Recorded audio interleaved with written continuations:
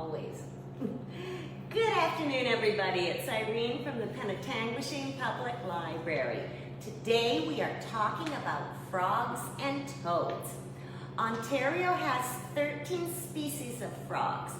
Frogs and toads will usually start to call in March, April, and May.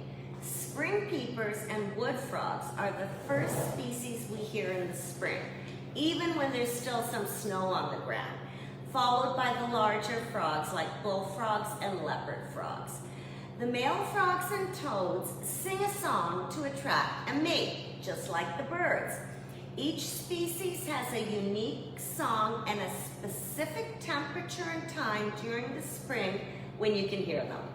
When all the frogs sing together, the scientists call this a chorus. And if you've ever heard a whole bunch of spring peepers singing in the early spring, it does sound like a chorus. It's a huge, loud voice, and they're probably the size of your fingernail.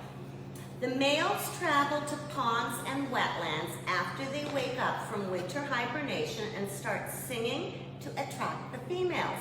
The females lay their eggs right in the pond, and when the eggs hatch, you have a tadpole.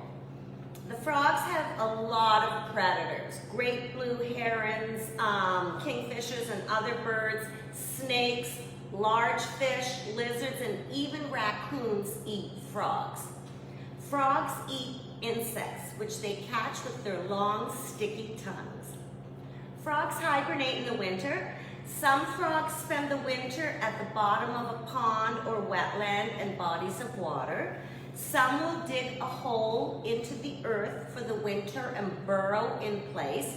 And some will shelter in leaf litter, downed logs, or peeling tree bark.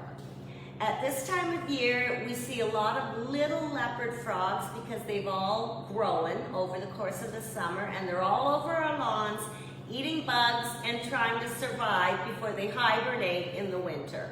And next spring, the cycles start over and over again. Enjoy your frogs and toads. Also, last week we talked about globe thistle plants.